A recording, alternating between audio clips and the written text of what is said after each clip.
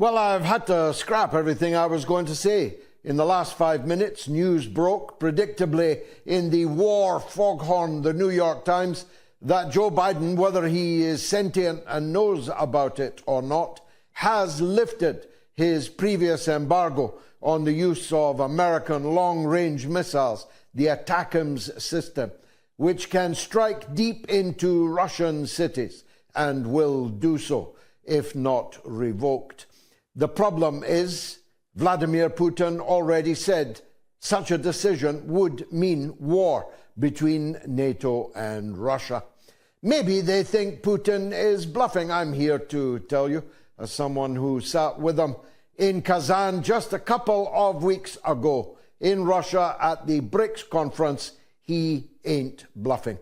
Do you feel lucky, punk? Did I fire 6 shots or only 5? Do you feel lucky, punk? Well, I promise you, you should not feel lucky. Putin isn't fooling.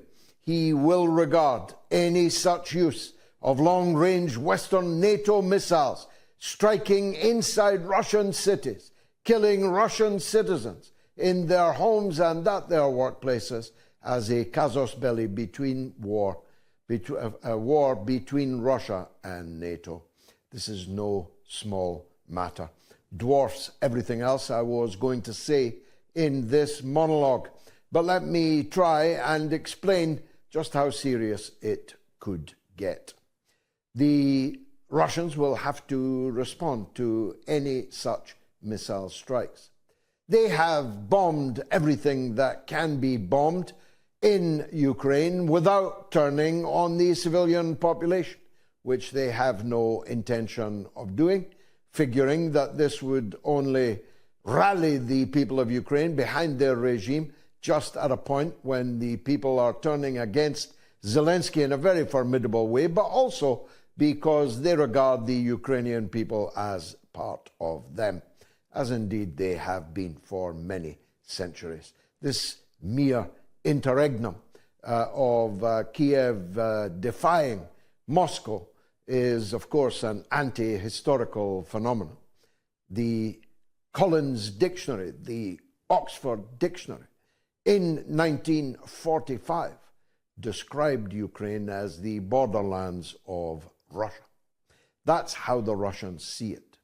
They don't want to bomb the civilians, so they are bombing the civilian and military infrastructure, but they're running out of targets.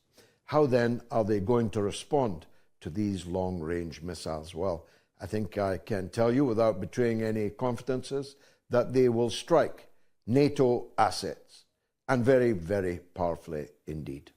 The presidency of Donald Trump, therefore, might not come soon enough. It's clear that Biden, or whoever is working him in his wheelchair, whoever is working the buttons at the bottom of his bed, has started World War III.